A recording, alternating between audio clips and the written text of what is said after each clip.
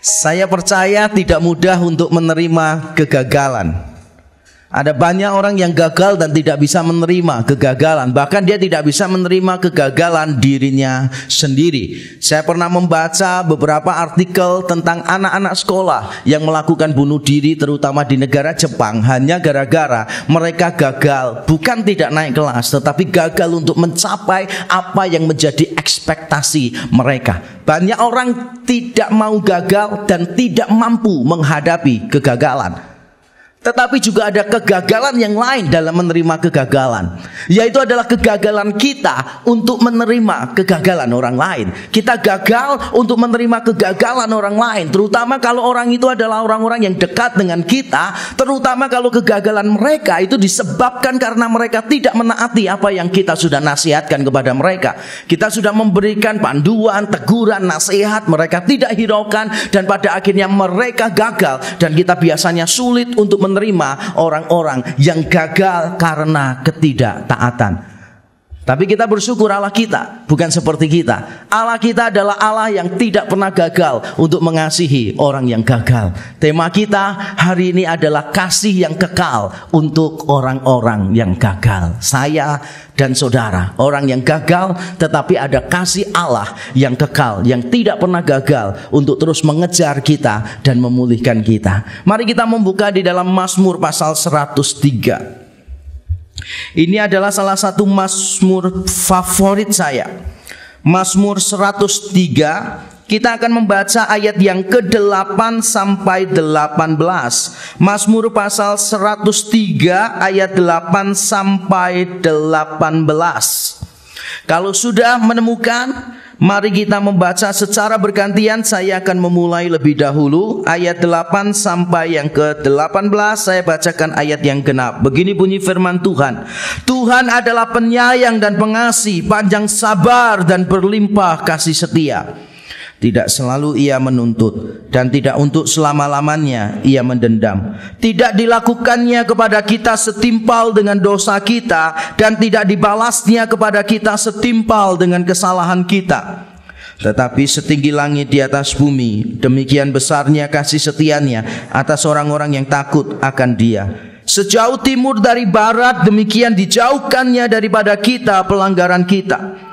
Seperti Bapa sayang kepada anak-anaknya, demikian Tuhan sayang kepada orang-orang yang takut akan Dia. Sebab Dia sendiri tahu apa kita. Dia ingat bahwa kita ini debu. Adapun manusia, hari-harinya seperti rumput, seperti bunga di padang, demikianlah ia berbunga. Apabila angin melintasinya, maka tidak ada lagi ia, dan tempatnya tidak mengenalnya lagi.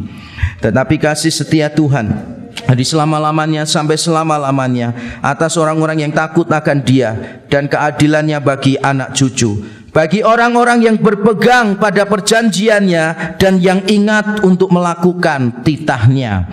Amin. Mazmur ini adalah sebuah mazmur yang dinyanyikan di dalam konteks ibadah, dan bukan cuma itu istimewanya, dinyanyikan secara bersaut-sautan di dalam ibadah. Mengapa saya bisa mengetahui hal itu? Saya bisa tahu itu karena kata ganti yang dipakai di dalam mazmur ini berubah-ubah. Kalau kita membaca di dalam ayat 1 dan 2, maka kata gantinya adalah orang pertama tunggal, aku. Pujilah Tuhan hai jiwaku. Lalu mulai ayat yang ketiga sampai ayat yang kelima, kita mendapati kata ganti yang dipakai berganti lagi, yaitu menjadi mu. Dialah yang melepaskan hidupmu, yang memuaskanmu, dan seterusnya. Lalu di bagian yang tadi kita baca, maka kita menemukan kata ganti kita, pelanggaran kita, kesalahan kita. Dia tahu siapa kita.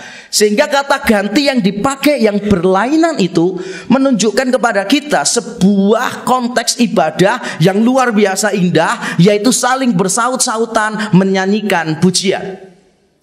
Ada para imam, ada para lewi sebagai penyanyi, dan ada juga jemaat. Mereka menyanyikan bagiannya masing-masing dan menguatkan orang lain. Jadi kalau ada orang yang menyanyi yang tidak mendapat bagian menyanyi, mendengarkan kata-kata itu dan dikuatkan. Dan ternyata cara semacam ini umum di dalam perjanjian baru juga. Di dalam Efesus pasal yang kelima, Paulus mengatakan, berkata-katalah seorang kepada yang lain dengan mazmur dan puji-pujian. Bukan berkata-katalah kepada Tuhan saja, tapi berkata-katalah seorang kepada yang lain dengan menggunakan mazmur atau pujian. Dengan kata lain sebetulnya, walaupun ibadah kita adalah ibadah yang berpusat kepada Allah, yang teosentris, tetapi itu bukan berarti kita mengabaikan orang-orang yang ada di sekitar kita. Walaupun pujian kita ditujukan untuk kemuliaan Allah, tetapi bukan berarti kita tidak bisa menyanyi untuk menguatkan orang lain. Kita seringkali salah paham, terlalu sempit memahami teosentrisme. Berpusat kepada Allah itu berarti tidak peduli manusia di sekitar kita. Jadi di dalam ibadah yang penting datang dan hanya kepada Allah mata kita tertuju. Sampai kita tidak kenal siapa kanan kiri kita. Ada bahkan beberapa orang yang tahu bahwa di tempat ini ada acara salam-salaman di dalam ibadah. Ada orang lain yang berkata begini, kok ibadah pakai salam-salaman? Tidak salahkah kita menyapa orang lain? Pak, itu salah loh Pak. Gereja Reform itu Pak Yakob fokusnya kepada Allah, bukan kepada manusia. Tidak perlu menyapa manusia, yang penting kita menyapa Allah. Saya memandang orang itu dan saya tahu orang itu tidak paham apa yang dia katakan. Dalam hati saya cuma mengatakan, ya Bapakku ampunilah mereka, karena mereka tidak tahu apa yang mereka perbuat. Karena kalau kita mengasihi Allah, itu bukan musuhnya mengasihi manusia. Bahkan sebaliknya, kalau saudara mengasihi Allah berarti saudara mengasihi manusia. Begitu seterusnya. Sehingga berpusat kepada Allah bukan berarti kita tidak peduli dengan orang lain. Mazmur ini mazmur yang indah. Menyanyi menghibur orang lain, menyanyi menguatkan orang lain. Nah, bukan cuma itu yang membuat mazmur ini indah, karena mazmur ini juga mengandung makna teologis yang sangat mendalam. Bahkan banyak teolog yang berani mengatakan begini, seandainya kita hanya boleh pilih dua kitab di dalam seluruh Alkitab, satu di Perjanjian Lama, satu di Perjanjian Baru, maka pastikan kitab yang kita pilih nomor satu di Perjanjian Lama adalah kitab Mazmur.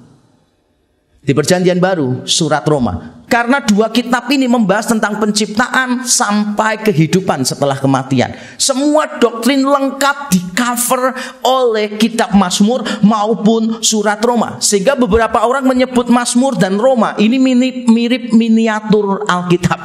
Segala sesuatu yang ingin diajarkan di dalam Alkitab ada di dua kitab ini. Dan hari ini kita bersyukur kita punya kesempatan untuk membahas Mazmur. Nah, sebetulnya kalau membahas Mazmur tidak boleh dikutip beberapa ayat, tapi harus seluruhnya dibahas.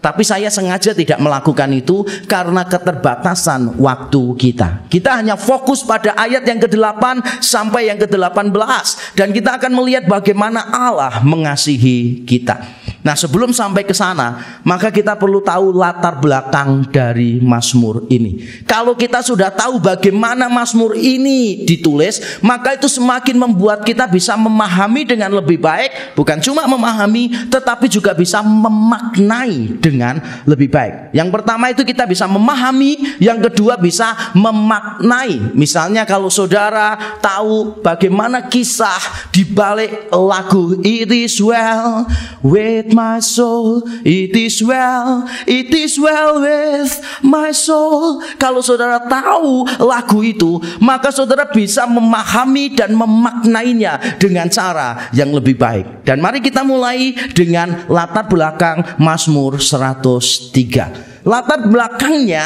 itu sudah diberi petunjuk di ayat yang ke-7. Tadi kita membaca ayat 8 sampai 18. Coba sekarang lihat ayat yang ke-7. Ayat yang ke-7 memberi petunjuk yang penting. Memang tidak implisit, tidak terlalu sejelas yang kita harapkan, tapi ada petunjuk yang cukup di sana. Ia telah memperkenalkan jalan-jalannya kepada Musa. Perhatikan, ia telah memperkenalkan jalan-jalannya kepada Musa. Lalu ayat yang ke-8 sekaligus, kemudian saya terangkan. Tuhan adalah penyayang dan pengasih, panjang sabar dan berlimpah kasih setia. Latar belakang dari Mazmur ini adalah ketidaktaatan bangsa Israel di padang gurun pada waktu mereka menyembah anak lembu emas. Saudara masih ingat peristiwa di Keluaran 32? Musa di Gunung Sinai menerima 2 loh dari Allah, tidak turun-turun. Lalu Harun memiliki ide yang kreatif. Bangsa Israel juga sudah tidak tahan dan berkata, ini sudah tidak ada lagi pemimpin kita, mari engkau jadi pemimpin. Lalu Tuhan juga tidak berbicara lagi kepada kita, mari kita buat satu Tuhan yang mungkin kita bisa ajak bicara. Kalaupun dia tidak bisa bicara, biarlah kita yang mengajak bicara Tuhan itu. Lalu bangsa Israel setuju, mengumpulkan perhiasan, lalu membuat anak lembu emas. Mereka menyembah dengan sukacita, mereka beribadah dengan sorak-sorai, dengan gemuruh yang luar biasa, sampai Musa yang ada di atas gunung mampu untuk mendengar sukacitanya. Tapi dengar baik-baik, tidak peduli bagaimana saudara bergemar di dalam ibadah, kalau ibadahmu salah, maka percuma kegemaranmu, percuma antusiasme. Bahkan itu menjadi unholy enthusiasm, menjadi antusiasme yang tidak kudus. Ibadah yang paling penting itu bukan bergemar, tetapi benar. Pastikan ibadahmu benar, baru setelah itu engkau sungguh-sungguh beribadah. Pastikan ibadahmu benar, baru setelah itu engkau bersemangat di dalam ibadah. Kalau ibadahmu tidak benar dan engkau bersemangat, maka engkau benar-benar tidak benar di dalam semangatmu. Engkau telah sungguh-sungguh salah. Biasanya orang tidak peduli dengan ibadah benar atau tidak benar. Ada orang yang pernah mengatakan begini, sudahlah, yang penting itu mereka sungguh-sungguh memuji Tuhan. Yang penting mereka beribadah dengan sungguh-sungguh. Tapi saya beritahu, tapi kan salah ibadahnya. Semua berbahasa roh, jelas melanggar 1 Korintus pasal 14 kan. Karena 1 Korintus 14 sudah jelas sekali. Tidak usah pinter bahasa Yunani juga kita sudah tahu. Paulus mengatakan kalau mau bahasa roh tidak boleh sama-sama. Karena berbahasa roh itu beda dengan paduan suara. Kalau paduan suara boleh sama-sama bagi-bagi suara. Ini adalah berbahasa roh, sehingga yang berbahasa roh itu harus gantian. Paling banyak 3 orang, 1 demi 1, lalu ada penerjemahnya. Sudah jelas sekali di 1 Korintus 14. Tapi ada orang yang menjawab begini, yang penting kan mereka sungguh-sungguh. Tidak benar, itu Tuhan maklum. Yang penting sungguh-sungguh. Maka saya akan mengatakan, kalau engkau tidak benar dan engkau melakukannya dengan sungguh-sungguh, maka engkau sungguh-sungguh tidak benar. Bukan cuma tidak benar, tapi engkau sungguh-sungguh tidak benar. Dan itu yang terjadi dengan bangsa Israel. Mereka menyembah anak lembu emas. Lalu Tuhan marah, Tuhan bicara kepada Musa, beritahu bangsa Israel, aku akan menghukum mereka semua mati, cuma engkau yang akan selamat. Lalu Musa berkata kepada Tuhan, jangan begitulah Tuhan, biar ini bangsa tegar tengku, aku akan membunuh mereka. Lalu Musa mengatakan, apa kata dunia? Karena kalau sampai mereka binasa di padang gurun, maka orang akan berkata begini, Tuhan mereka cuma bisa membawa keluar dari Mesir, tapi tidak mampu membawa masuk ke Kanaan. Lalu Tuhan berubah pikiran, dalam tanda kutip, Tuhan menunjukkan kasihnya, tidak jadi menghukum bangsa Israel. Dan ini dia kuncinya. Musa minta 2 hal kepada Allah. Di dalam Keluaran pasal 33 ayat 13, saudara bisa catat saja, kalau saudara mau buka juga boleh. Keluaran 33 ayat 13, Musa berdoa begini, maka sekarang jika aku kiranya mendapat kasih karunia di hadapanmu, perhatikan, beritahukanlah kiranya jalanmu kepadaku. Beritahukanlah kiranya jalanmu kepadaku. Dan Mazmur 103 ayat yang ke-7 tadi mengatakan Tuhan menunjukkan jalannya kepada Musa. Bukan cuma itu, tapi kalau kita membaca permintaan Musa yang berikutnya, Musa minta begini, Tuhan, aku ingin melihat kemuliaan-Mu. Lalu Tuhan berkata, oke, that's fine. Tapi engkau tidak bisa melihat wajahku ya. Engkau cuma melihat punggungku. Oke? Oke, Musa, oke. Lalu Tuhan mengatakan, oke, ada syarat dan ketentuan yang lain. Nanti kamu akan aku letakkan di antara celah gunung batu. Tidak bisa lihat langsung di tanah yang luas begitu datar, di antara celah gunung batu. Lalu aku akan lewat dengan cepat. Jadi aku tidak bisa untuk datang, bersalaman, take foto gitu kan, selfie, kemudian baru pamitan. Tidak bisa, karena engkau pasti akan mati. Aku akan lewat saja, dan pada waktu aku lewat, aku akan menutupi wajahmu, sehingga engkau tidak bisa langsung melihat aku. Banyak kali ya SOP-nya. Jadi standard of procedure-nya banyak sekali, seolah-olah Allah itu memang tidak niat untuk menunjukkan diri kepada Musa. Tapi sebetulnya bukan itu. Kalau Tuhan tidak memberikan syarat yang tadi, maka Musa pasti akan mati pada waktu melihat kemuliaan Tuhan. Dan ini dia kuncinya. Pada waktu Tuhan lewat, Tuhan menyerukan apa? Pada waktu Musa ditaruh di antara celah batu, lalu Tuhan lewat, Tuhan menyerukan apa? Ada yang hafal? Ya, terima kasih untuk jawabannya. Benar sekali, saudara. Apa yang diserukan Tuhan? Tuhan itu menyerukan begini. Tuhan, penyayang dan pengasih, panjang sabar dan berlimpah kasih dan setianya. Sangat mirip sekali dengan yang muncul di Mazmur 103 ayat yang ke-8. Jadi Musa di tengah kegagalan bangsa Israel, Musa minta dua hal. Tuhan tunjukkan jalanmu kepadaku, dan Tuhan tunjukkan. Musa minta perlihatkan kemuliaan-Mu kepadaku, dan Tuhan menunjukkan sambil Tuhan berteriak, Tuhan, Tuhan pengasih dan penyayang, panjang sabar, berlimpah kasih dan setia. Itu dicatat di dalam Keluaran pasal 34. Redaksiannya hampir sama. Dan inilah yang membuat kita tahu latar belakang dari Mazmur 103. Mazmur yang berbicara tentang kebaikan Tuhan, kasih Tuhan ini, bicara juga tentang kegagalan yang begitu fatal yang dilakukan bangsa Israel. Mereka menyembah berhala, mereka melakukan kesalahan yang begitu fundamental di dalam agama mereka. Karena kalau saudara ingat 10 perintah Allah, perintah yang pertama adalah jangan ada padamu Allah lain di hadapanku. Bicara tentang penyembahan berhala. Perintah yang kedua adalah jangan membuat patung atau gambar menyerupai apapun untuk disembah. Bicara tentang penyembahan berhala. Dan dua perintah ini ditaruh di bagian awal untuk menunjukkan betapa pentingnya perintah itu. Dan tepat sekali dua perintah yang maha penting ini yang dilanggar oleh bangsa Israel pada waktu mereka menyembah anak lembu emas. Mereka adalah orang-orang yang gagal, tapi Tuhan tidak pernah gagal untuk mengasihi orang-orang yang gagal. Latar belakang ini kita harus ingat supaya kita bisa memahami dan memaknai Mazmur tadi. Nah, sekarang saya akan menjelaskan dahulu ayat 8 sampai 18. Intinya terletak di ayat 8. Intinya ada di ayat 8, ayat 9 dan seterusnya merupakan penjelasan terhadap ayat yang ke-8. Dan mari kita melihat, baca yang keras ayat 8 bersama-sama. 1, 2, 3. Tuhan adalah penyayang dan pengasih, panjang sabar dan berlimpah kasih setia.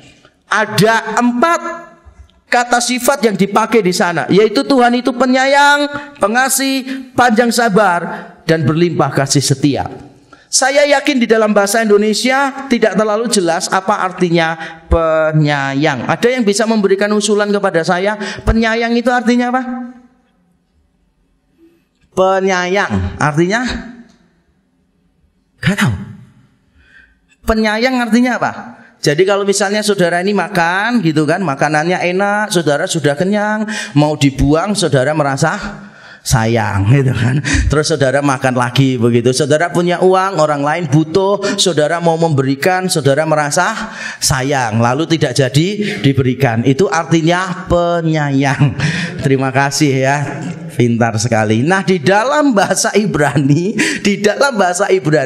penyayang itu begini. Kasih yang ditujukan kepada orang berdosa atau orang yang malang. Kasih yang ditujukan kepada orang berdosa atau orang yang malang. Makanya di dalam bahasa Inggris terjemahannya hanya kemungkinannya dua saja. Sebagian besar bahasa Inggris itu memakai terjemahan berkemurahan. Kemudian bagian yang lain menerjemahkannya berbelas kasihan, merciful and compassionate. Kalau berkemurahan, merciful, berarti ditujukan kepada orang yang berdosa. Kalau compassionate, berbelas kasihan, berarti ditujukan kepada orang yang malang, terpuruk, gagal. Dan itulah kata Ibrani yang dipakai di sini. Penyayang itu bukan berarti orang yang suka membelai rambut gitu. Karena kan sekarang ada penyayang binatang, misalnya penyayang alam, misalnya begitu. Sehingga saya khawatir saudara tidak memahami kata ini dengan baik. Di dalam bahasa Ibrani, ingat baik-baik, yang dimaksud Tuhan penyayang itu berarti Tuhan mengasihi orang yang berdosa atau orang yang malang. Orang yang berdosa atau terpuruk Tuhan mengasihi. Itu namanya penyayang. Kalau pengasih apa artinya? Pengasih berarti orang yang suka kasih sesuatu kepada orang lain. Itu namanya pengasih. Saudara minta dikasih, berarti pengasih. Salah, pengasih bukan itu artinya. Kalau kita melihat di dalam bahasa Ibrani, maka kita akan menemukan pengasih itu artinya beranugerah, gracious. Gracious, orang yang memiliki anugerah, yang memiliki kasih karunia kepada orang lain. Nah, orang yang gracious itu beda dengan yang tadi berkemurahan. Merciful itu berarti mengasihi orang yang berdosa.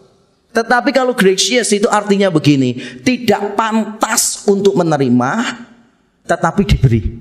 Tidak pantas untuk menerima, tetapi tetap diberi. Itu namanya anugerah. Saudara pernah bertemu tidak dengan seorang cewek, wah yang punya segala macam kelebihan. Lalu dia pacaran dengan seorang cowok yang tidak punya kelebihan apapun. Tapi cewek ini benar-benar mau menerima cowok itu apa adanya. Nah, ini yang disebut khilaf.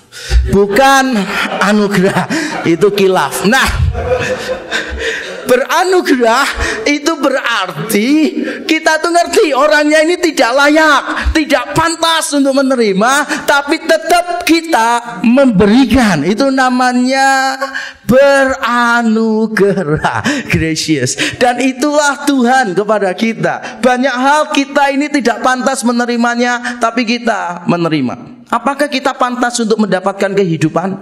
Tidak. Kalau Tuhan membunuh kita kapanpun, apakah dia boleh melakukannya? Boleh. Kenyataannya dia tidak melakukannya. Berarti setiap nafas yang kita hirup setiap hari itu menjadi penanda bahwa Allah itu adalah gracious. Dia yang beranugerah. Berikutnya panjang sabar. Panjang sabar. Apa artinya panjang sabar? Nah, saya tidak ingin berfilosofi secara lebih mendalam. Kesabaran Allah itu ada batasnya atau tidak? Wah, ini akan menjadi perbincangan yang sangat menarik tetapi teoritis. Kesabaran Allah itu ada batasnya enggak? Kalau saudara mengatakan tidak ada, maka orang akan bertanya, loh, sifat Allah kan semua sempurna. Mengapa kesabarannya kok ada batasnya? Tidak mungkin ada batasnya. Tapi kalau saudara mengatakan begini, oh kesabaran Allah tidak ada batasnya, maka orang akan mengatakan, bukankah kalau kita sabar tanpa batas, berarti kita melanggar batas keadilan? Nah, saya tidak ingin mempersulit hidup saudara yang sudah sulit. Nah, saya ingin membuatnya menjadi sederhana. Apa artinya panjang sabar?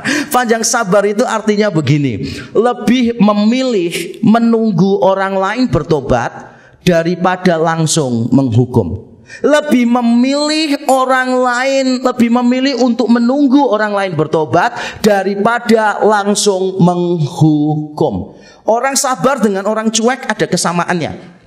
Orang lain salah, dua-duanya sama-sama tidak marah. Yang pertama karena cuek, tidak urusan. Apalagi kalau memakai semboyan, bukan anakku, bukan keluargaku, tidak merugikan aku. Orang lain mau salah seperti apapun, tutup mata. Itu namanya orang cuek, tidak marah juga. Orang yang sabar juga tidak marah. Tapi bedanya apa?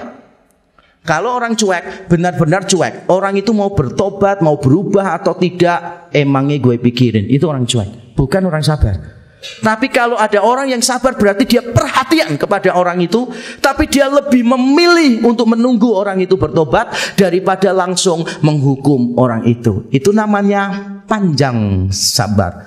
Dan yang berikutnya adalah berlimpah kasih setia. Saudara, terjemahan kasih setia tidak umum di luar Alkitab. Tidak umum di luar Alkitab. Kita sangat jarang menemukan ungkapan kasih setia digunakan di luar konteks Alkitab, di luar konteks kekristenan. Karena memang kata ini sebetulnya sedikit unik di dalam Alkitab. Kata Ibrani yang dipakai di baliknya itu artinya begini, mengasihi orang lain karena memegang perjanjian dengan orang itu. Mengasihi orang lain karena memegang perjanjian dengan orang itu. Itu artinya kasih setia. Misalnya Tuhan telah memegang perjanjian, membuat perjanjian dan memegang perjanjiannya dengan bangsa Israel, maka walaupun bangsa Israel gagal, Allah tetap mengasihi mereka. Jadi pertanyaannya bukan apakah mereka pantas dikasihi. Jelas tidak pantas dikasihi. Tetapi pertanyaannya adalah apakah perjanjian pantas untuk dipegang? Jawabannya adalah iya. Maka ketika Allah mengasihi orang lain karena dia memegang perjanjian dengan orang itu, maka itu disebut dengan kasih setia. Bukan cuma kasih, tetapi ada setia. Kalau saudara bingung, bayangkan ikrar pernikahan, janji pernikahan di depan altar. Kan kalau kita berjanji, yang sudah menikah di sini tolong dihafal kembali ya janji nikahnya. Saya nama bla bla bla bla bla bla gitu kan, mengambil engkau nama bla bla bla bla bla bla sebagai suami atau istriku yang sah. Lalu mengatakan apa? Aku akan mengasihi dan setia kepadamu dalam suka dan bahagia, kelimpahan dan kekayaan, kesehatan dan kekuatan, sampai kebosanan memisahkan kita berdua. Dan itulah janji pernikahan dari bagi banyak orang, saudara. Sudah jelas janji pernikahannya adalah sampai maut memisahkan kita. Amin. Sampai maut memisahkan kita. Jadi kalau tidak maut jangan sampai dipisahkan. Tidak boleh. Jangan juga saudara terlalu kreatif. Berarti kalau kita mau selingkuh dengan orang lain, pastikan nama orang itu adalah maut. Karena itu tidak menyalahi janji kita di hadapan Tuhan. Kan janjinya sampai maut memisahkan kita. Jadi kalau orang yang kita ajak selingkuh bernama maut gitu kan, nah mungkin itu bisa menjadi perkecualian di dalam perceraian.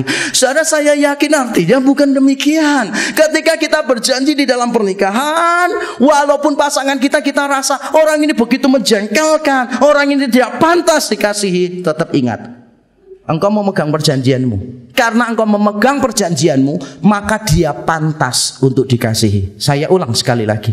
Karena engkau memegang perjanjianmu, maka dia pantas untuk dikasihi. Jadi jangan mulai dengan dia pantas untuk dikasihi, tidak. Kebanyakan kita akan menjawab tidak pantas. Bayangkan, dua orang berbeda, sama-sama berdosa, kumpul 24 jam dan membuang kebiasaan itu tidak mudah. Akan selalu terjadi gesekan terus, sehingga kalau saudara mengatakan apakah dia pantas dikasihi, mungkin sebagian besar orang akan mengatakan tidak pantas. Maka pertanyaannya bukan apakah dia pantas untuk dikasihi, tapi pertanyaannya adalah apakah perjanjian pantas untuk dipegang. Kalau jawabannya iya, berarti dia pantas untuk dikasihi. Allah itu pengasih, penyayang, panjang sabar, berlimpah kasih setia. Di antara 4 hal tadi, yang paling menonjol itu kasih setia. Karena dimunculkan berkali-kali. Di ayat 11 muncul lagi, di ayat 17 muncul lagi. Dan memang ini sebetulnya bicara tentang 4 sifat Allah: penyayang, pengasih, panjang sabar, berlimpah kasih setia. Penekanannya terletak pada yang terakhir. Dan sekarang mari kita akan melihat wujud dari semuanya itu. Kalau Allah mengasihi, menyayangi, panjang sabar, dan berlimpah kasih setianya kepada kita, maka dia melakukan beberapa hal untuk kita. Yang pertama adalah Tuhan tidak selalu menuntut dan tidak selamanya mendendam. Mari kita membaca ayat 9, saudara. Ayat yang ke-9. Tidak selalu ia menuntut dan tidak untuk selama-lamanya ia mendendam. Bahasa Indonesia menuntut tidak terlalu jelas. Karena biasanya pada waktu kita menemukan kata menuntut, yang ada dalam pikiran kita kata apa? Menuntut berarti ada hak kita yang kita mau ambil, atau menuntut dalam kaitan dengan ganti rugi. Dalam bahasa Ibrani, kata yang dipakai sebetulnya bukan dalam arti menuntut, tetapi artinya mencela atau mendakwa. Mencela atau mendakwa. Nah, Tuhan itu tidak selalu melakukan itu. Berarti dia kadangkala melakukan, tetapi dia tidak selalu melakukan. Nah, apa artinya semuanya ini? Nah, coba saudara pikirkan begini.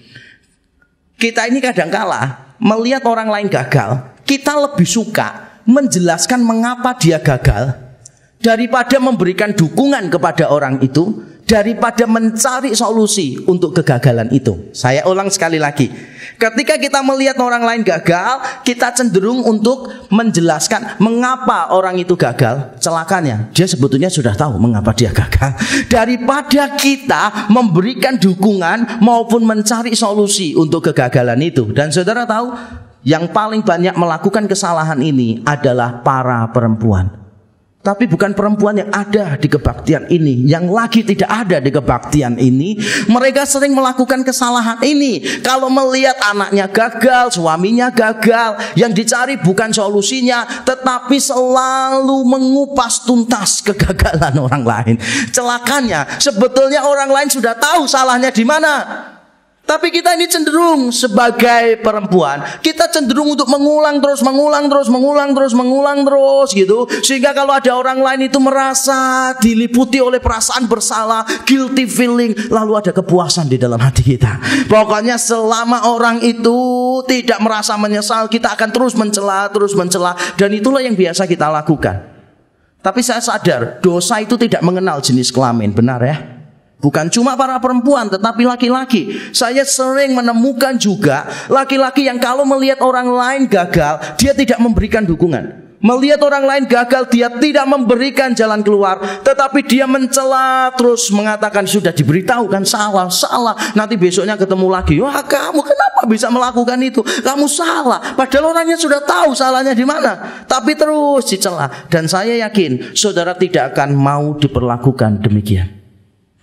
Dengar baik-baik para orang tua di tempat ini, kita ini harus siap untuk belajar menahan diri. Kalau anak kita gagal dan dia sudah tahu kesalahannya apa, tidak perlu untuk dikupas tuntas.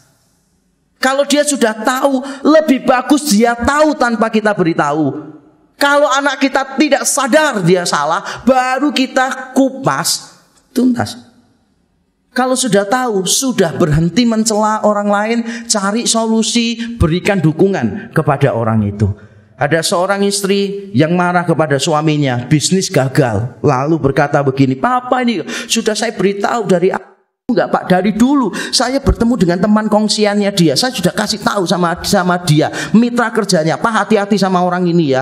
Aku lihat dari bentuk hidung sama telinganya, aku enggak serak gitu kan. Hatiku tidak sejahtera melihat bentuk hidung dan telinganya, karena mungkin mantannya dulu yang mengecewakan hatinya dia, bentuk hidung dan telinganya sama persis, ada 2 lubang begitu kan, sama-sama.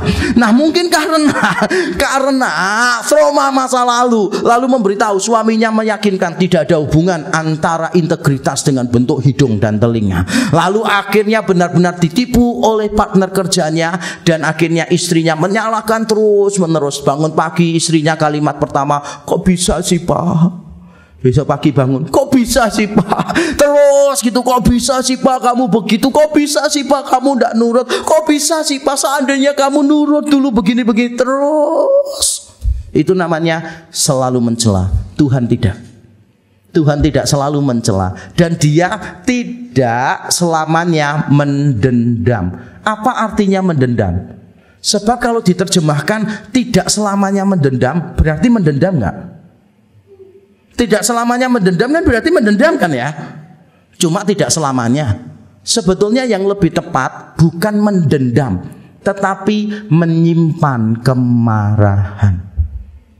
Tidak selamanya Tuhan menyimpan kemarahan. Marah boleh atau tidak? Boleh, marah itu boleh. Alkitab mengatakan biarlah kamu marah, tapi jangan berbuat dosa. Biarlah kamu marah, jangan memberi kesempatan kepada iblis. Berarti marah itu boleh. Yang tidak boleh apa? Pemarah, sedikit-sedikit marah, atau menyimpan kemarahan. Itu tidak boleh. Jadi kita tidak boleh pemarah, tidak boleh menyimpan kemarahan, tapi marah itu boleh. Saya pernah berjumpa dengan orang yang konsepnya tentang baik, sabar itu salah.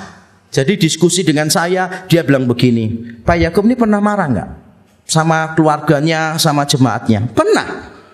"Oh, saya kenal loh Pak, ada hamba Tuhan baik banget Pak, tidak pernah marah sama sekali." Terus saya lihat ke dia dan saya berkata, berarti kalau tidak pernah marah identik dengan baik. Pendetamu lebih baik dari Tuhan, karena Tuhan pernah marah. Berarti pendeta itu lebih baik daripada Tuhan. Tuhan pernah marah. Sebetulnya marah tidak masalah. Yang penting marahnya benar. Jangan jadi pemarah, jangan menyimpan kemarahan. Dan kita perlu mengingat baik-baik, terutama ibu-ibu di sini ya, perlu ingat baik-baik. Jangan jadi pemarah. Kesalahan dikit dimarahi, kesalahan dikit dimarahi, kesalahan dikit dimarahi. Nanti kalau untuk tiap kesalahan kecil saudara marah besar, nanti kalau anakmu melakukan kesalahan yang besar dan engkau marah besar, dia tidak paham betapa seriusnya kesalahannya. Kalau untuk setiap kesalahan kecil engkau marah besar, maka nanti anakmu ketika melakukan kesalahan yang besar dan engkau marah besar, dia tidak tahu betapa seriusnya kesalahannya. Mengapa? Karena dari kecil, mau salah besar, mau salah kecil, tetap cara marahnya mama sama. Papa-papa juga perlu belajar tentang hal ini. Jangan sedikit-sedikit marah. Memang perlu kita disiplin anak. Kalau taruh sandal yang rapi harus lurus begini. Tapi nanti kalau sudah miring, ada miring 30 derajat begitu kan. Sudahlah, jangan sampai 30 derajat. Sini kamu push up 30 kali. Kenapa? Karena sandalmu miring 30 derajat begitu kan. Tidak usah untuk hal-hal yang kecil begitu kita marah. Ya kalau kita mau nasihati anak kita, nasihati, panggil, tolong ini dirapikan ya. Atau kita rapikan, kemudian kita kasih tahu anak kita. Sekarang kan ada kamera sih. Begitu tidak rapi, foto jepret, kemudian dirapikan. Terus diomongi, tadi kamu nggak rapi ya, mama sudah tolong kamu loh ya. Begitu kan, papa tadi sudah tolong kamu tidak rapi. Jadi jangan hal-hal yang kecil-kecil itu kita perhatikan. Mengapa banyak anak menganggap papahnya itu white angels, malaikat yang baik hati, tapi mamahnya itu dark angels, malaikat yang jahat. Karena memang mama itu berjumpa dengan anaknya itu berjam-jam lebih daripada papahnya berjumpa dengan anak-anak. Lebih parah lagi adalah mama tiap kali berjumpa dengan anak-anak selalu di dalam konteks don't do this, you have to do this. Kalau papa kumpul dengan anaknya, let's play together. Sehingga anak itu selalu lebih nyaman dengan papa daripada dengan mama. Dan jangan lupa ini yang paling penting, mama itu memang bebas pulsanya banyak, tidak terbatas dibandingkan dengan papa. Tentu saja ini tidak semua mama. Saya hanya bicara mama-mama yang ada di luar sana. Saya bicara tentang papa-papa yang ada di sini. Nah, kita biasanya untuk setiap kesalahan kecil ada kemarahan besar, itu namanya pemarah. Dan jangan menjadi pendendam, dalam arti jangan kita menyimpan kemarahan. Kalau orang lain sudah minta maaf sungguh-sungguh kepada kita, sudah dianggap saja nol. Itu artinya begitu. Kalau sudah minta maaf sungguh-sungguh, ya sudah, lupakan saja. Untuk apa menyimpan kemarahan? Kita tiap kali mengingat nama orang itu, wah, kita selalu marah luar biasa. Tiap kali orang lain menceritakan keberhasilan orang itu, tambah marah lagi. Tiap kali orang memuji orang itu, hati kita seperti dirobek-robek, luka berdarah-darah, diberi cuka, begitu kan? Rasanya kayak aduh sakitnya luar biasa. Itu berarti engkau masih menyimpan kemarahan kepada orang lain. Dan Allah tidak pernah menyimpan kemarahan kepada kita, karena Dia pengasih, penyayang, panjang sabar, dan berlimpah kasih setia. Yang pertama, Tuhan tidak selalu menuntut, dalam arti tidak selalu menuduh, mencela kita, mendakwa kita, dan Dia tidak pernah menyimpan kemarahan. Yang kedua, kalau Tuhan penyayang, pengasih, panjang sabar, dan berlimpah kasih setia, maka Tuhan tidak menghukum setimpal dengan dosa kita. Tuhan tidak menghukum setimpal dengan dosa kita. Ayat yang ke-10 dikatakan, tidak dilakukannya kepada kita setimpal dengan dosa kita, dan tidak dibalaskannya kepada kita setimpal dengan kesalahan kita. Saudara, kalau kita menghukum orang lain, biasanya hukuman itu ada 3 tingkatan. Minimal, setimpal, maksimal. Minimal, setimpal, maksimal. Biasanya pada waktu kita menghukum orang lain, kita itu meminta yang maksimal.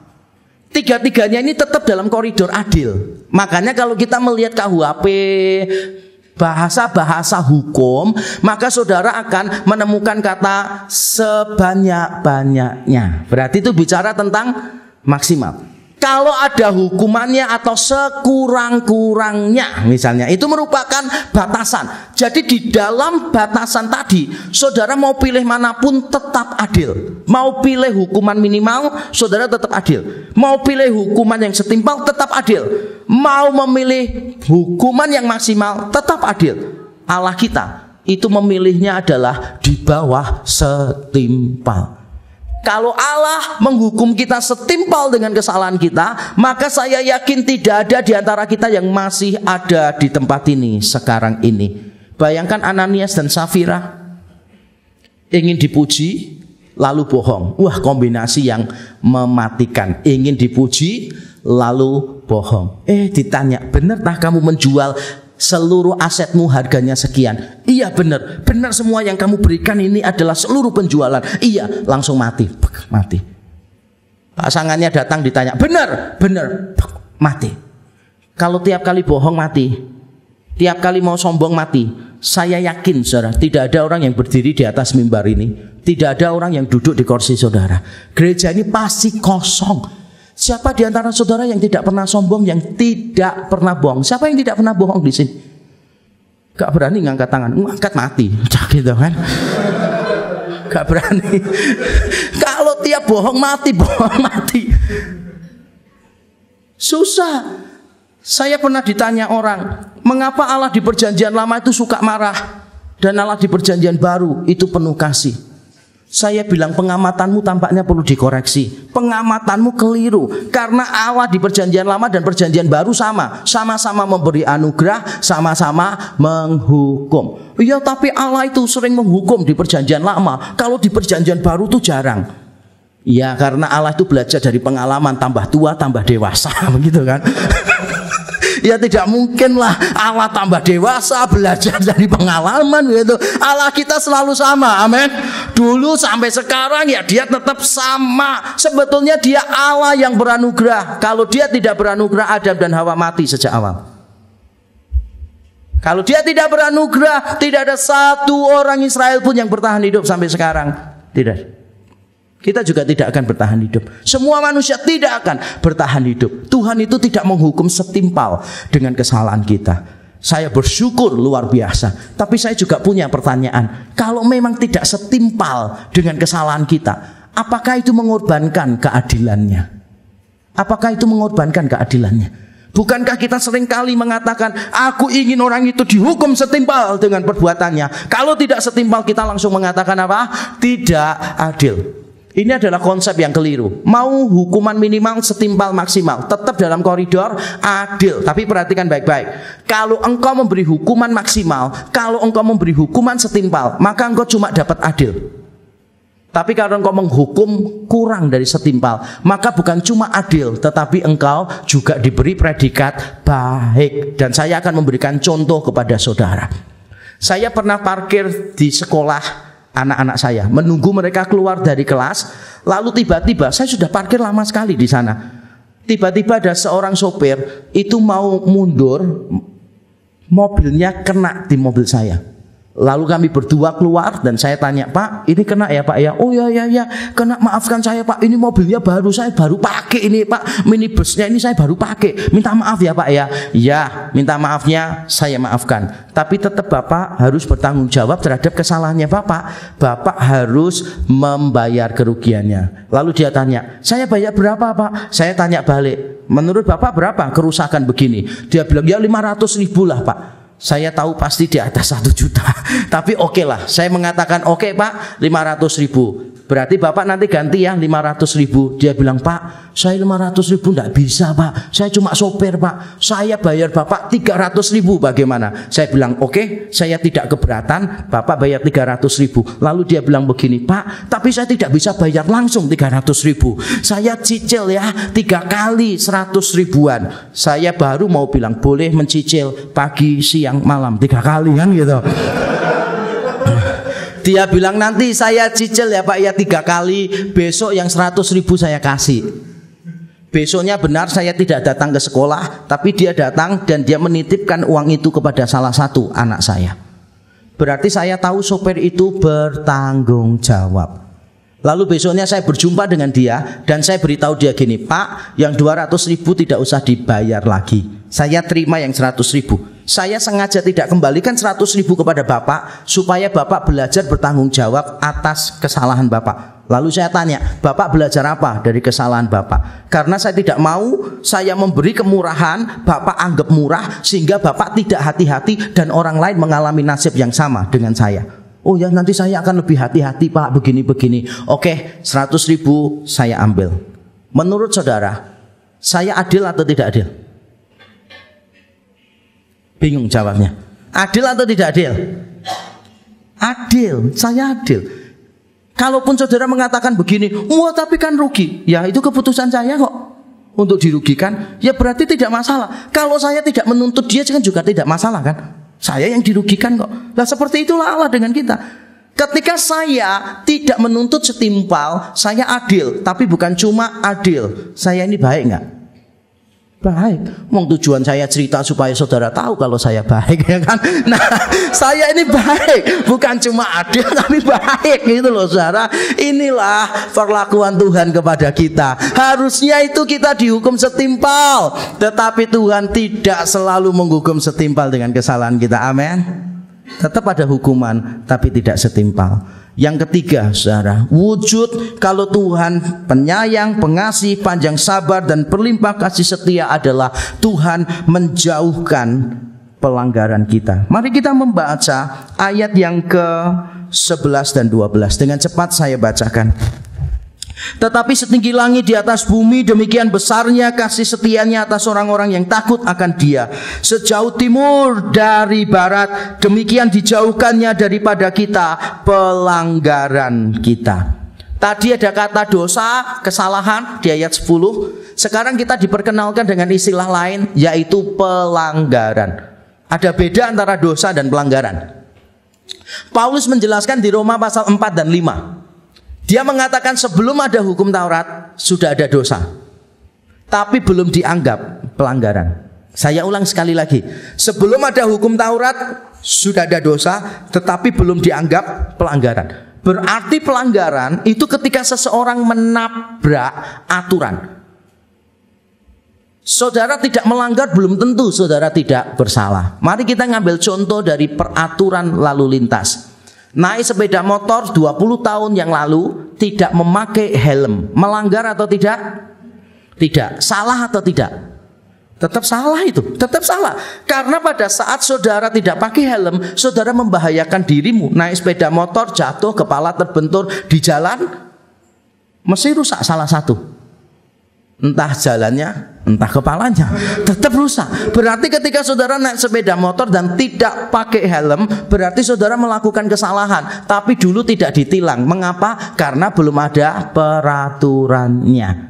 Saya suka menceritakan ini. Waktu saya mendapatkan SIM di Amerika, wah luar biasa. Saya itu menjadi pemecah rekor, saudara. Saya ambil ujian praktek 5 kali baru lulus. 5 kali baru lulus. Orang lain itu cuma perlu lulus, saya lama sekali lulusnya. Dan saya menceritakan betapa rumitnya ujian di sana. Jadi kalau misalnya saya mau ganti jalur, saya itu tidak boleh langsung menyalakan lampu tanda mau ganti. Tidak bisa. Saya tidak bisa langsung nyalakan sign. Saya harus melihat di spion apakah mobil di belakang saya cukup jauh atau tidak. Khawatirnya kalau saya tiba-tiba berikan sign, dia orang yang cepat gugup, maka dia akan mengerem mendadak dan dia bisa ditabrak mobil yang di belakangnya lagi. Jadi saya harus lihat di spion, oh cukup jauh. Begitu cukup jauh, maka saya memberikan lampu sign. Pada saat saya memberikan lampu sign tidak boleh bersamaan dengan saya jalan. Memberi lampu sign itu hanya untuk tanda supaya orang lain jangan mengambil jalur yang mau kita ambil. Lalu setelah itu saya harus menoleh karena ada blind spot.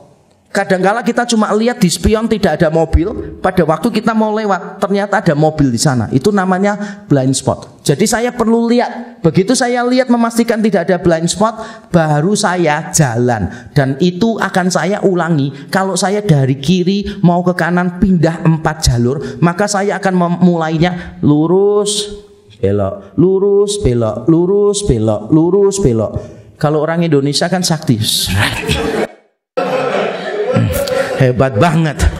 Nanti pada waktu 4 jalur mau ke kanan, waduh sering keajaiban terjadi di Persada Nusantara ini ya.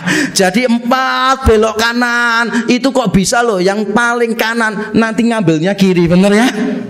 Sudah tahu kalau saudara mau kiri ya berarti dari awal siap-siapnya di kiri. Jangan saudara mau belok kiri siapnya di kanan. Jadi orang lain mau lurus harus menunggu saudara. Ada banyak hal-hal yang tidak terduga. Makanya lebih mudah sebetulnya menebak kapan Tuhan datang kembali yang kedua kali daripada menebak kapan pengendara sepeda motor akan belok, saudara. Karena seringkali tidak ada tanda-tandanya. Kalau Tuhan Yesus datang kedua kali masih ada tanda-tandanya, benar ya? Masih ada tanda-tandanya. Ini tidak ada tanda-tandanya, tiba-tiba langsung belok begitu aja kan? Memahami Tuhan lebih mudah daripada memahami itu. Tapi yang paling rumit adalah memahami ibu-ibu yang naik motor, saudara. Memberi tanda mau belok kanan, tidak taunya beloknya kiri. Luar biasa, luar biasa. Nah, apa yang kita lakukan itu salah ya salah begitu. Tetapi belum tentu dianggap pelanggaran. Kalau ada aturannya baru disebut pelanggaran. Nah, Tuhan itu menjauhkan pelanggaran kita setinggi langit dari bumi, setinggi timur dari barat. Kalau bahasa Inggris menerjemahkannya bukan menjauhkan, tetapi menghilangkan atau mengambil, remove. Bukan cuma menjauhkan, tapi mengambil. Tapi saya sadar mengapa penerjemah bahasa Indonesia memakai menjauhkan. Karena kan diambilnya itu setinggi langit dari bumi, timur dari barat. Berarti memang lebih pas dengan budaya kita kalau diterjemahkan menjauhkan. Timur barat berarti tanpa batas, langit bumi berarti tanpa batas. Karena pada zaman kuno dulu orang belum ada yang jadi astronot, belum ada alat-alat yang canggih untuk mengukur jaraknya langit dengan bumi. Itu artinya tanpa batas. Dan yang menarik adalah Yesaya 55 ayat 9, ayat yang terkenal sekali yang biasanya kita hafalkan. Bunyinya apa? Yesaya 55 ayat 9. Yesaya 55 ayat 9, ini dia. Seperti tingginya langit dari bumi, demikianlah tingginya jalanku dari jalanmu dan rancanganku dari rancanganmu. Kita biasanya mengaminkan cuma ayat 9. Kita lupa ayat 7 dan 8 bicara tentang apa? Ayat 7 dan 8 sebetulnya bicara tentang pengampunan Tuhan, belas kasihan Tuhan kepada orang-orang yang gagal. Ayat yang ke-7 misalnya, baiklah orang fasik meninggalkan jalannya dan orang jahat meninggalkan rancangannya. Baiklah ia kembali kepada Tuhan, maka dia akan mengasihaninya, dan kepada Allah kita, sebab ia memberi pengampunan dengan limpahnya. Lalu ayat ke-9 mengatakan seperti langit dari bumi, demikian jalan Tuhan dari jalan kita, pemikiran Tuhan dari pemikiran kita. Dengan kata lain, saudara, pengampunan yang Tuhan beri kepada kita itu memang tidak terpahami oleh pikiran kita. Tuhan tidak selalu mencela, menuduh, menyimpan kemarahan. Itu yang pertama wujudnya. Tuhan tidak selalu menghukum setimpal dengan kesalahan kita. Itu wujudnya yang kedua. Dan Tuhan juga menjauhkan pelanggaran kita. Yang terakhir, saudara, adalah Tuhan menerima kita apa adanya. Mari kita baca dengan cepat ayat 13 sampai 18. Seperti Bapa sayang kepada anak-anaknya, demikian Tuhan sayang kepada orang-orang yang takut akan Dia. Perhatikan, sebab Dia sendiri tahu apa kita. Dia ingat bahwa kita ini debu. Adapun manusia hari-harinya seperti rumput, seperti bunga di padang, lebih tepatnya di padang gurun. Demikianlah ia berbunga apabila angin melintasinya, lebih tepat angin gurun yang panas. Apabila angin gurun yang panas melintasinya, maka tidak ada lagi ia, dan tempatnya tidak mengenalnya lagi. Lalu ayat 17 dan 18 bicara tentang kasih setia Tuhan. Mari baca ulang ayat 13 dan 14 saudara bersama-sama. 1, 2, 3. Seperti Bapa sayang kepada anak-anaknya, demikian Tuhan sayang kepada orang-orang yang takut akan Dia. Sebab Dia sendiri tahu apa kita. Dia ingat bahwa kita ini debu.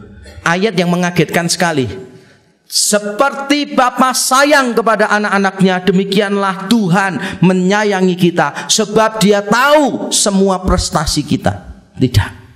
Sebab dia tahu semua keberhasilan kita, semua pencapaian kita. Sebab dia tahu begitu banyak piala yang ada di ruang tamu untuk dipamerkan kepada teman-teman papa. Tidak. Seperti Bapa sayang kepada anak-anaknya, demikian Tuhan sayang kepada kita. Sebab dia tahu apa kita. Bukan siapa loh, apa kita. Kita ini debu yang tidak ada artinya sama sekali. Bahkan kemudian diberitahu, kalau kita merasa tidak terima, kita kok cuma debu. Pemazmur mengatakan, oke, kamu bunga, tapi jangan lupa bunganya di padang gurun. Kalaupun ada, tidak ada orang yang perhatikan bunga itu. Lalu kalau ada angin gurun yang panas sekali lewat, bunga itu langsung runtuh. Dan itulah kita. Kegemilangan kita tidak ada artinya di hadapan Tuhan. Tuhan mengasihi kita bukan karena kita indah. Tuhan mengasihi kita karena Tuhan indah. Saudara, ada seorang penulis buku yang mengatakan demikian. Lebih memuliakan Tuhan kalau kita terkesan dengan kebaikan Tuhan daripada kita membuat Tuhan terkesan dengan kebaikan kita. Saya ulang sekali lagi. Lebih memuliakan Tuhan kalau kita terkesan dengan kebaikan Tuhan daripada kita membuat Tuhan terkesan dengan kebaikan kita. Kita seringkali berpikir Allah akan lebih mengasihi kita kalau kita melakukan ini itu untuk Tuhan. Kita selalu bertransaksi dengan Tuhan. Kalau kita baik, Tuhan memberi kita apa? Itu Tuhan loh, bukan Santa Claus loh. Kalau Santa Claus tokoh mitos itu memang benar. Kalau engkau nakal, engkau tidak dapat hadiah. Tetapi kita menyembah Allah. Allah itu mengasihi kita lebih dahulu baru kita bisa mengasihi dia. Kita dipilih dulu baru kita bisa memilih dia. Kita dicari dulu sehingga kita bisa menemukan dia. Allah kita bukan Allah yang bertransaksi dengan kita, tapi Allah kita Allah yang membayar semuanya lunas di depan bagi kita. Amin. Jangan pernah membuat Allah terkesan dengan kebaikan kita, tapi lebih baik engkau membuat dirimu terkesan dengan kebaikan Tuhan. Dan itulah yang lebih memuliakan Tuhan. Tidak ada satu perbuatan kita yang membuat Allah terkesan kok. Tidak ada. Kita ini cuma debu. Semua keberhasilan kita itu seperti bunga di padang gurun yang sebentar lagi layu. Saudara, betapa bedanya Allah dengan kita. Mungkin ada di antara saudara yang seringkali tidak dianggap oleh orang tuamu. Orang tuamu sering membanggakan kakakmu, adikmu, sepupu. Nanti kalau tidak ada adik kakak yang hebat, sepupu yang hebat, membanggakan tetangga yang hebat. Pokoknya intinya adalah kita selalu tidak pernah dihargai. Saya berjumpa dengan beberapa anak muda yang mengatakan, kalau orang tuaku tuh paling bisa mencela aja. Kalau aku salah, aku gagal, paling cepat mencela. Tapi kalau aku gagal tidak ada yang memberi dukungan. Hei orang tua di tempat ini, dengar baik-baik.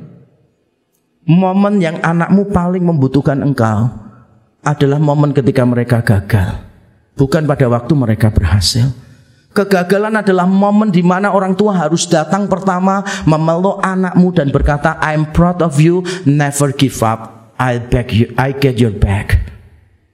Itulah perkataan yang ingin anak dengar. Saya masih ingat ketika anak saya sangat menginginkan menang di dalam kejuaraan basket, saudara. Saya tonton, akhirnya gagal. Anak saya gagal untuk memenangkan pertandingan itu. Saya mencoba untuk mencari cara supaya saya bertemu dengan dia. Lalu saya peluk dia dan saya berkata, I'm proud of you. Karena dia main sudah mati-matian dan memang kalah kelas timnya. Saya berkata, I'm proud of you. Saya sadar anak saya paling butuh saya pada saat dia gagal, bukan pada saat dia berhasil.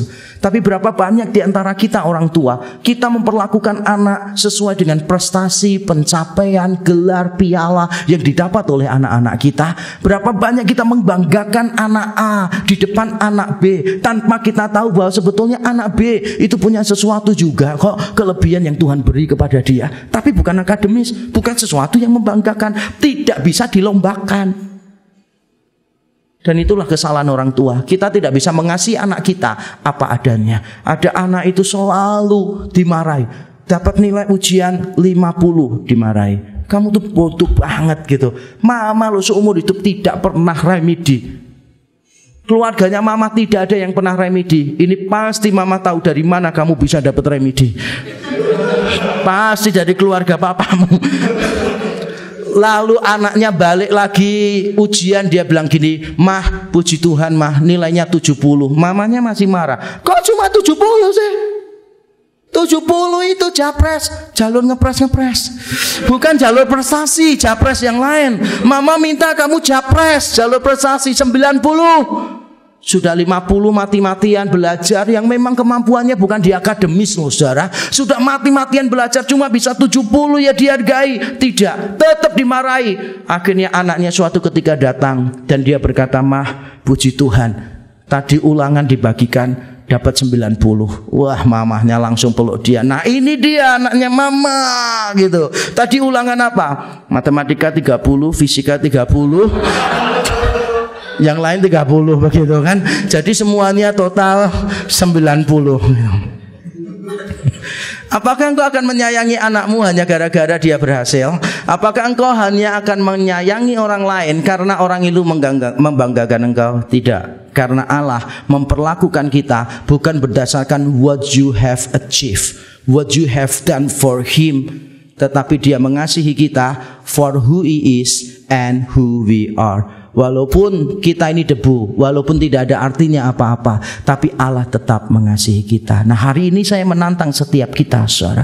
Allah sudah menerima kita apa adanya, mengasihi kita begitu rupa. Allah ingin supaya kita memperlakukan orang lain seperti Allah telah memperlakukan kita. Jangan menyimpan kemarahan, lepaskan pengampunan kepada orang lain, bereskan pertikaianmu dengan orang lain. Kalau ada orang lain yang gagal, kalau ada orang lain yang mengecewakan engkau, jadilah orang pertama yang memberikan dukungan kepada mereka. Jadilah orang pertama yang selalu memberikan belas kasihan kepada orang-orang yang mungkin menurut pandangan kita tidak pantas untuk diperhatikan. Kiranya hidup kita mencerminkan kasih Allah yang besar bagi kita. Allah memberikan anaknya yang tunggal mati di atas kayu salib untuk membereskan dosa kita. Tidak peduli siapa kita dahulu, kita musuh-musuhnya, kita seteru-seterunya, kita selalu melawan dia. Tapi Allah tidak pedulikan semua. Kasihnya yang menghantar dia menjadi manusia, mati di atas kayu salib untuk kita. Mari kita tunduk kepala.